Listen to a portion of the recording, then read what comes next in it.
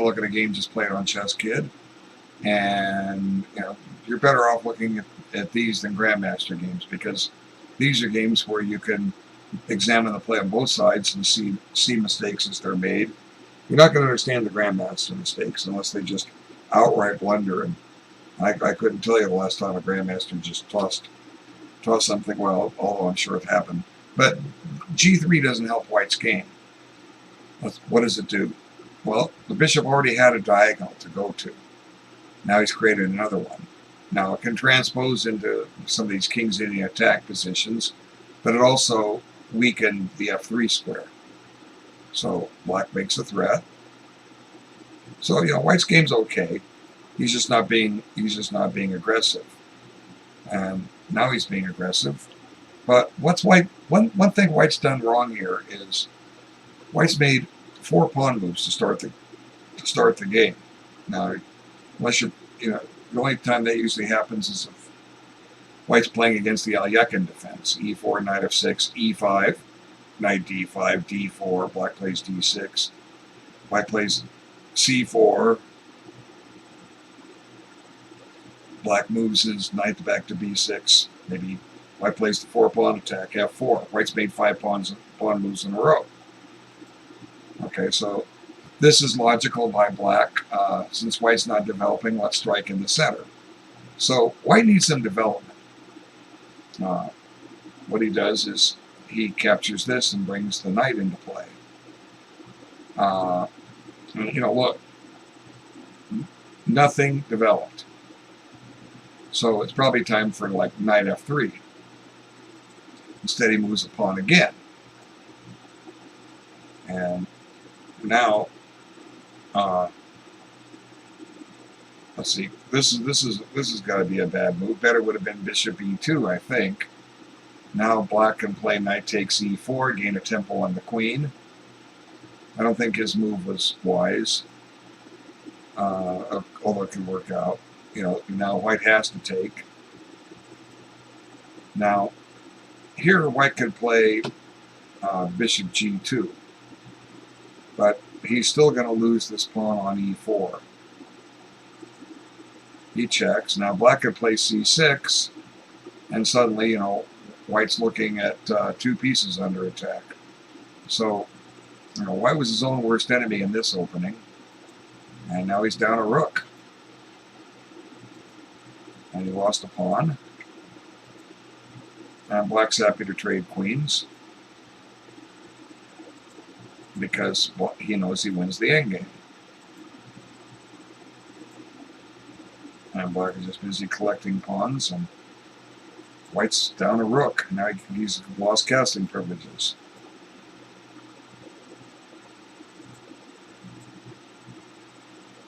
Now maybe knight a3, threatening to take the bishop in the corner. Okay, well this is going to let the bishop out, because black can trade knights and put the bishop on f3. No, he doesn't want to do that.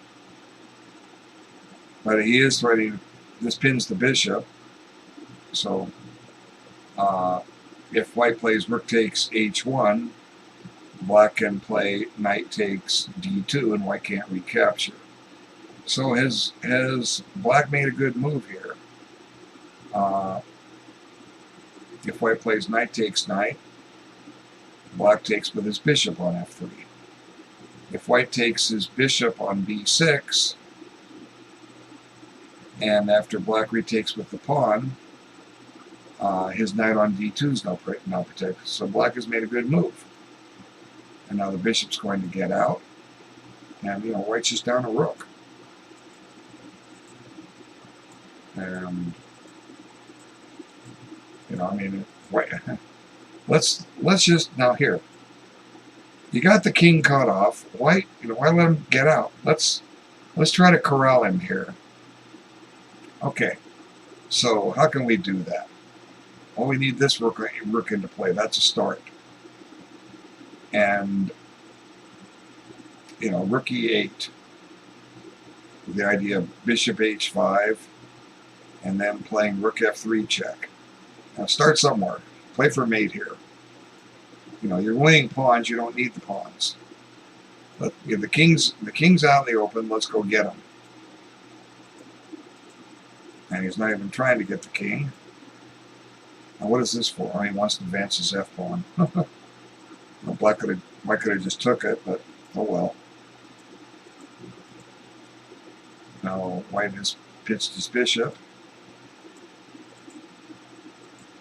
and now Black is looking for a mate, although the king keeps getting out. And let him out again. Oh, you want a rook. Well, this game is it's a mismatch. But you know, White made all those pawn moves in the opening, and now it's mate. Next move. There we go.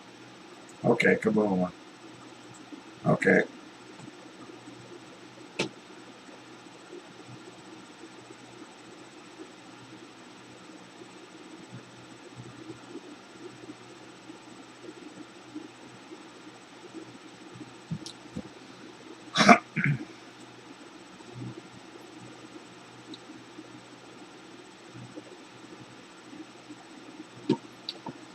Okay, what do we got online here? Manual Noah and Right Jury.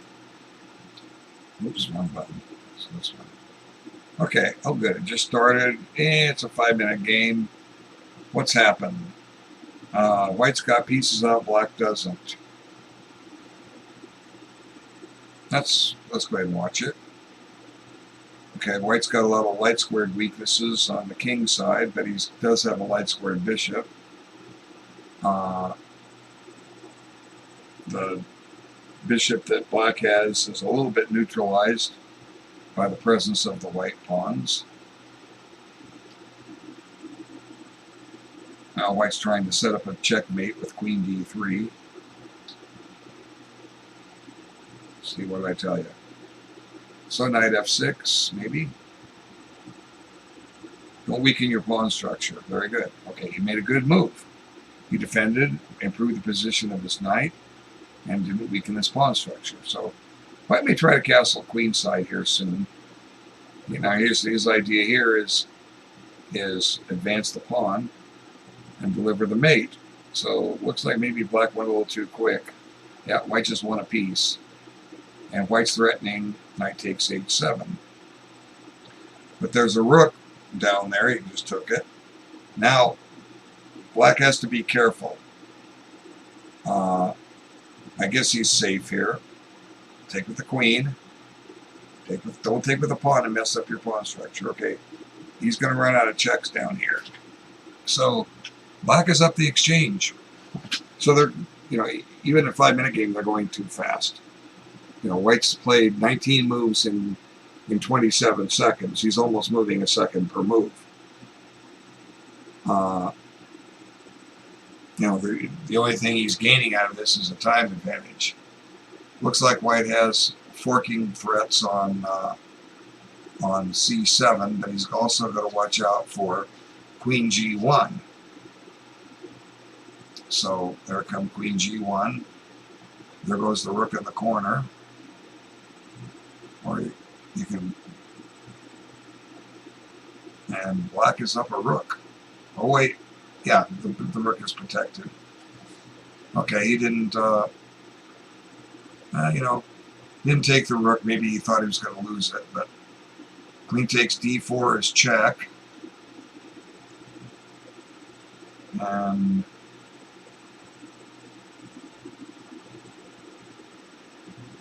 So, you know, they look to be good players, but you know, they're both moving too fast. There goes the knight.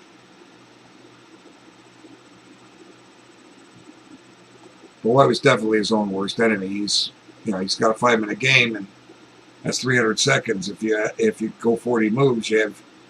If you took 7 seconds a move, you would still have 20 seconds to finish the game to get to 40 moves. Now, f6 will stop the checks.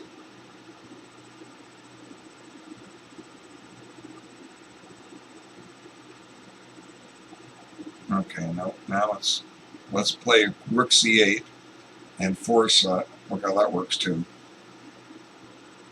Now just queen takes c4, and he wants it free. But you could have forced the queens off. Now the queens are still on. Oh, black won. Okay, so wow, that was a quick game. So let's, white barely took over a minute. Black took over 2 minutes. So, clearly, white didn't look deep enough. I mean, he came up with some imagination to try to get rid of that knight on f6. But, the light squared weaknesses I talked about, they did him in. See, I mean, here,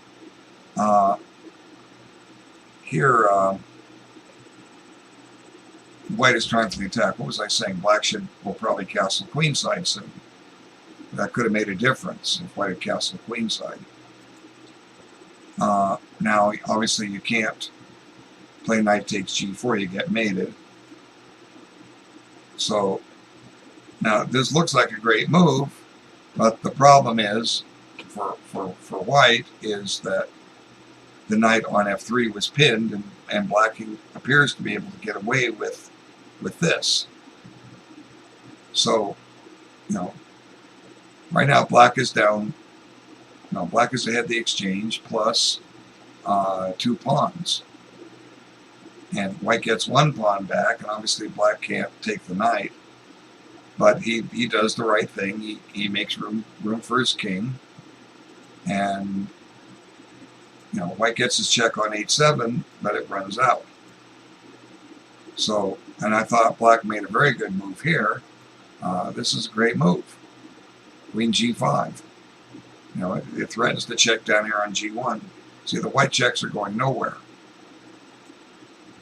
And it grabs that. But here, it might be that black forgot about this bishop way down on h1. He might have said, oh, if I take the knight, queen h8 check, and I lose my rook. Well, you don't lose your rook. It's defended. But instead of going a rook up, I mean, this is clearly winning for white. I mean, for black. You get another pawn with check. And here, black could play queen f4 check. That picks up the knight. But he didn't. He saw the pawn and he took it. So, let's think about these things. Sometimes we settle for less because we settle for the obvious. Now, maybe queen f4 check is obvious to you. It was obvious to me because I saw the fork. But at the same time, what can you take now?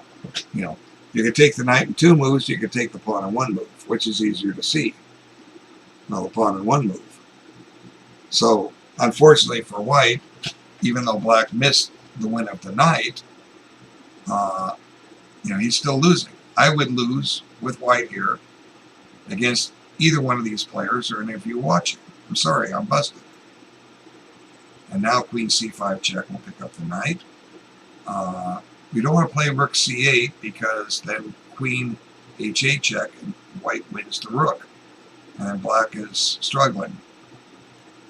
So he found queen c5 and they took the knight. So, that knight was hung out to dry too long. And he can grab the g pawn, but it's not enough. He doesn't. He tries to check. He should probably take the g pawn. It threatens another check. But I'm sorry, white's going to run out of checks, and this bishop on c4 is a goner. And that clinches it. Now a simple way is queen takes c4. Just trading queens and bishops in one shot. But black wants the whole bishop himself, so we could argue that's a better move. You just don't get the queens off. But white resigned without waiting for black to move. So, 3 minutes and 54 seconds left on his clock.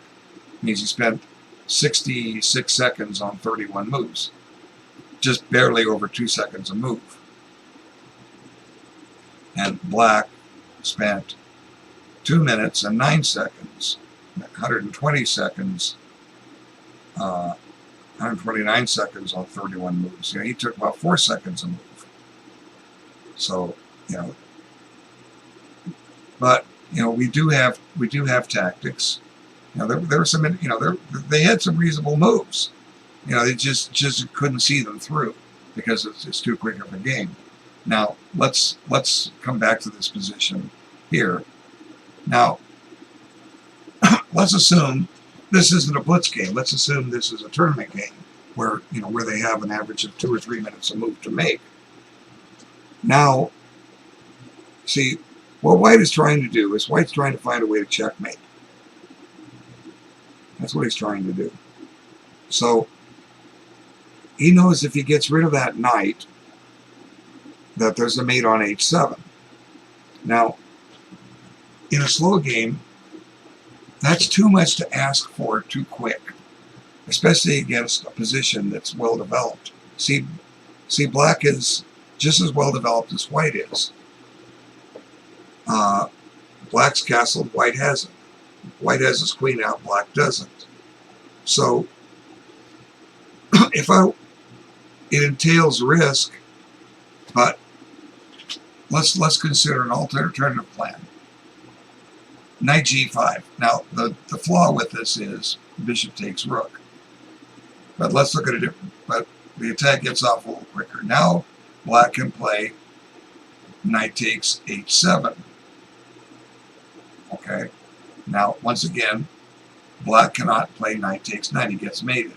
Meanwhile, White has the threat of knight takes f6 check, followed by mate. But it's not going to be enough. It'll be very similar to the game. The only difference is White doesn't lose these 2 pawns. And, it's not enough. It's not enough compensation. But conversely, White could stop here and say, what if I just castle? Okay? What if I just castle? Now, he reckoned, how does Black improve his position? Well, he starts advancing his center pawns. He tries to do what White wants to do, is launch his pawns towards the enemy king.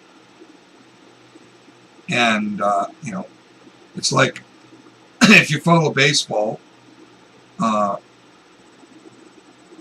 you have a heavy hitter who can hit a lot of home runs, but he also strikes out a lot of times. So sometimes you go for the home run, and more often than not, he strikes out. So you're trying for that one killer run. There's an old strategy in baseball. Like there's a famous player. He's got to be probably top 20, maybe even top 10 all time. Lou Brock. He was playing when I was a kid. The St. Louis Cardinals. He used to play for the Cubs. His motto was, a walk is a 2-bagger. Now what does that mean? If he draws a walk, it's the same thing as if he gets a double.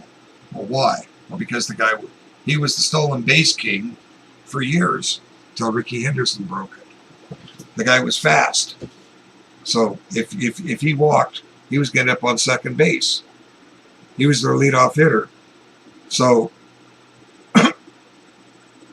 you don't need a high-powered offense. He draws a walk, nothing happened. He's on first base. He steals second, nothing happened. Next batter up, bunts.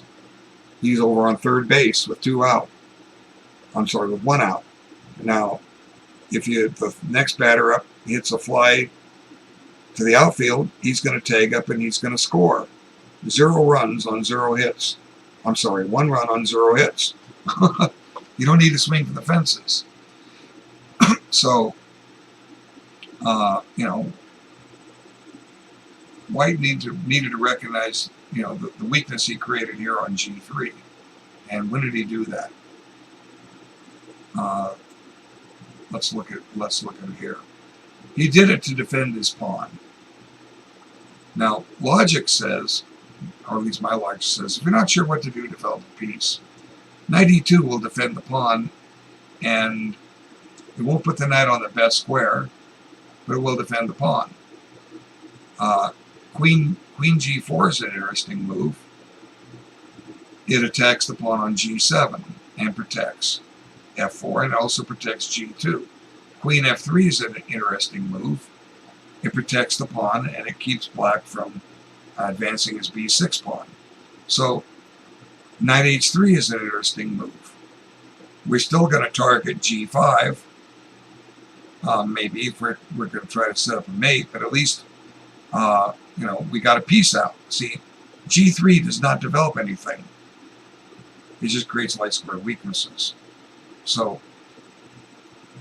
had White done that, he wouldn't have lost this rook in the corner. See? So sometimes it's like he's swinging for the fences. He's setting up a do-or-die position. See the way it went. He did develop here, but now White starts playing for mate. What did I say when he played this move? I said White's planning to play bishop c2 and queen d3 and try to give a checkmate. That takes 3 moves to set up. He's just spent 1 of them. There's 2. And there's 3. And while he's doing this, black is improving his position. And here comes the attack. It's too early to attack. You don't drive the knight away.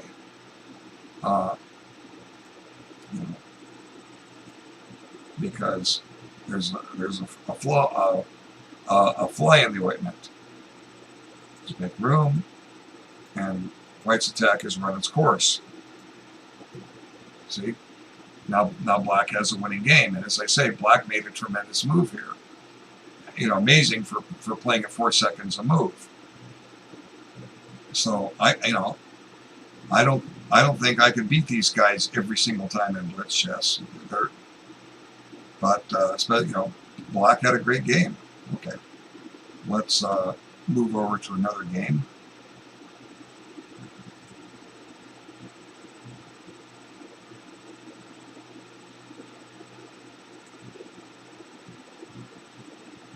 Oh, we lost it. Have to bring it back. I think I'm hitting play fast too quick. The mouse stays in the same position. Okay. Well, let's look at this one. Heavily parsnip and silly map. It's a rating mismatch. I hope they're not playing blitz. About a 10-minute game. White's a rook up. How did he get a rook up? There's not much happening here. Let me just play through real quick as we go. How did Black pitch a rook? He needs to play king f8. He probably played queen d7 here. Whoops. No, he didn't.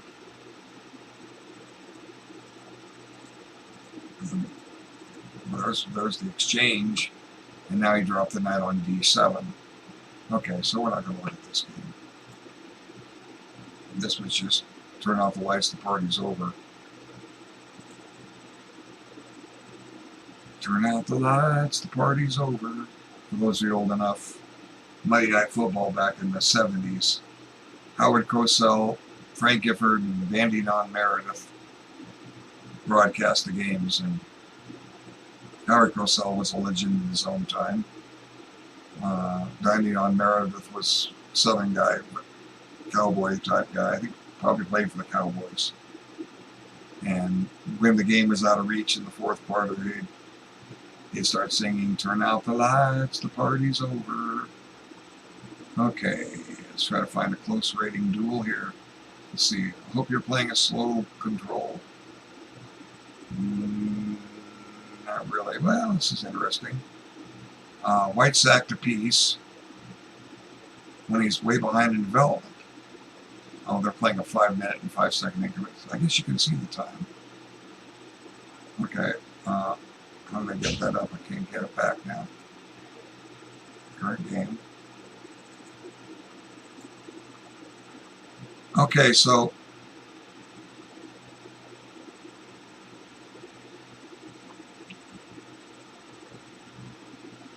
now White's got one piece developed, his queen. Why is he pushing his pawns to A3 and H3?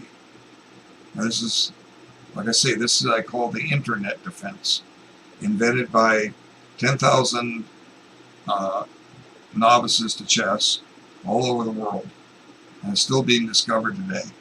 They're doing these rook pawn pushes to keep bishops and knights away. Knights deliver forks, bishops pin knights. If they do that, they don't have to worry about it. But all it does is succeeds in doing is weakening their position.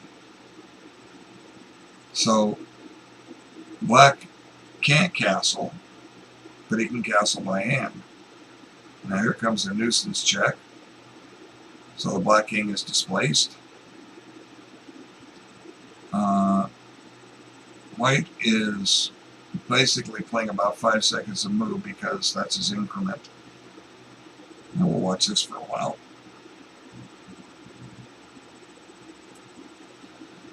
Okay, black needs to unclog his position. b5 hits the queen. Just like that. Now the bishop comes to b7.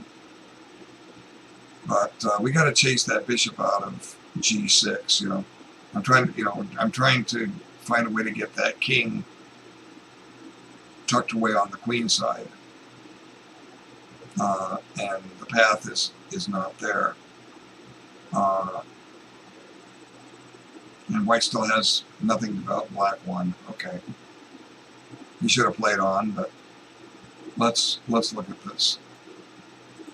Okay. So, a totally useless move. Black doesn't want to put a knight here. He's not going to have any support for c2. Okay? And there it is. The internet defense. I can't think of another better name for it. I mean, I could make an insulting name, but I don't want to do that.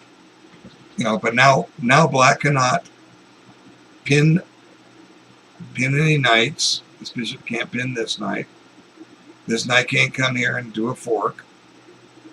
But, you know, what's it costing it? Right now, black can just take a pawn, and he did.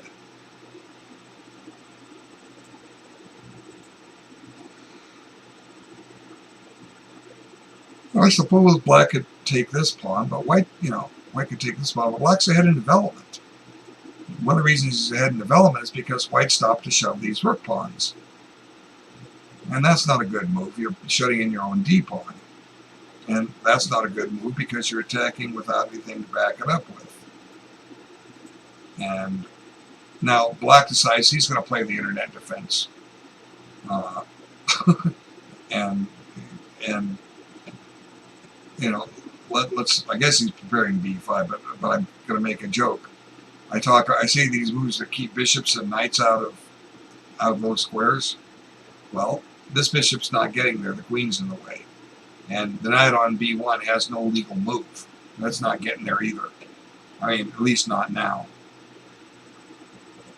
And another internet defense move. There was no knight on the board to come to g5. And the bishop was hemmed in. Couldn't get there either. So now, if we're not, he missed a check. But now he found it. So what happens if he checks? Wow. See, I didn't see this during the game. If white checks, he wins. Amazing. Check. The king has two moves. Up and over. You know, e7 or f8. And queen f7 is mate. So why did this happen? Well, here's the answer right here. They're playing blitz chess. Okay. You know, I mean, I was never a good blitz player, but I can tell you years ago, way back in the 70s, I had a friend who was he was always about 100 rating points behind me. He was not a bad player. He actually had some serious talent, but you know, life's direction sent him away from chess. You know, he got married young and so forth and so forth. He had to focus on his family, but we'd be in a tournament and in between rounds, he would be playing master strength players blitz chess, and he would gamble. He was good at it. Now, I don't think he didn't like make a killing, but he didn't get cleaned out either. He could hold his own. And you know, some of my friends will come play blitz chess, and no, I want to play tournament chess. So, you know, the internet came along, and you know, like if you're a member of ICC, on their main page, their chat console, you know, every time a grandmaster starts a game, it's announced. They'll say Grandmaster, let me think of one, Capitolino Bridge. That's, as far as I know, Nakamura is still using that handle. Is playing a blitz, that'll announce his opponent, whoever the opponent is. Click here to watch this rated 5-minute game now. And, you know, you go in there, and that's cool, you watch them, and there might be 30, 40, 50 people in there at a time. And, you know, Nakamura, there's a lot of people, they have it set up when he plays, they get notified, and they go right and watch his game. I think, you know, and because they want to watch Nakamura. And if Nakamura's, they're playing 1 minute, oh, I got to play 1 minute. Other grandmasters playing 5 minutes, I got to play 5 minutes.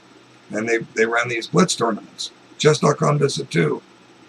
I don't have a blitz rating at chess.com. I never will. We'll say never. I've played maybe 40 games. I've played with friends and students. Unrated, I don't want a rating. I mean, I've had people, I want to play you blitz, and I say no. And besides, I charge to play. I'm too busy coaching. I can't sit there and play. If I decide I want to play a game, I will. But, you know. So H3 allows a mate. And, you know, it's the internet's fault. But the grandmasters can play a good blitz game because they already play an outstanding slow game. So they'll see good moves quicker, and they will, you know, they'll play them quicker. Now there's one, I can't think of his handle.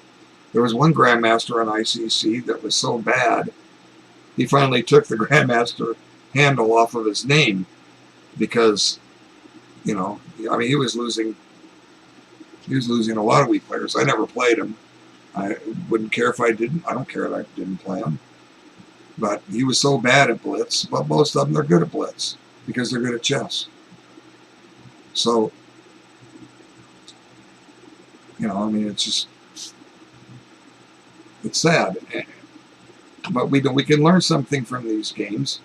And, you know, again, here's one of the reasons why this was a bad move. It allowed white a mate in 2. Bishop G6 mate's next move. You know, black can play any other move besides that, and he's fine. A good move here would just simply be bishop E7. Let's admit we put it on the wrong square. Then we'll play D5 and chase the queen out. Then we'll develop the bishop. Then we'll put the queen on E7. And we'll swing the rook over to D8. And the king will walk up to D7 and go here, back to C8. And the black king is safe. And while all that's going on, white gets some moves to play, but you know, he's going to have to you know, develop this bishop on C1. He's going to have to back his bishop up so he can move his pawn, so he can develop his bishop, so he can move his knight, so he can castle. So they're both going to, black is going to artificially castle about the same, just behind white. And, you know, and white's going to lose the tempo when black plays D5 also. His queen has to skedaddle. Okay. So, you know, these rook pawn moves are bad. You can, as I demonstrated, it was never any good for either side to try to put a bishop or knight on B4, B5, G4, or G5. Okay, there was never an opportune time to do it where it was a good move. And What can I say? How do we get this through to them? Well, when you got people like me that brings this up, spread the word. Okay, another game. I have about an hour left in the broadcast, just under an hour. I'll take one more break soon. Going to try to find people we haven't looked at. Okay, Yusuf Wasim and warm lobster. I want a hot lobster or a cold lobster. Okay, now earlier I did something and I brought up the time control they're playing. I don't like the blitz games. Black has picked up the 2 bishops. White has picked up a pawn. And black just gave the bishop pair back. Time is about even. So, I don't know. I don't want that. I don't want... It might be a good game, but I don't want blitz.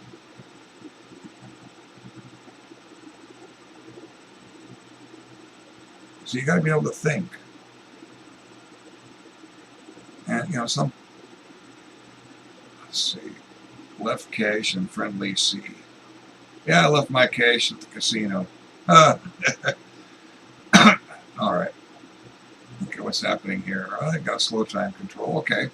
So here, looks like white's picking up the exchange, but black can do the same. So black is ahead of piece. And he's ahead more than, well, no. White's going to grab the rook on, the bishop on b1. Okay, so black's up a piece. How did this happen? We'll find out when we're done. So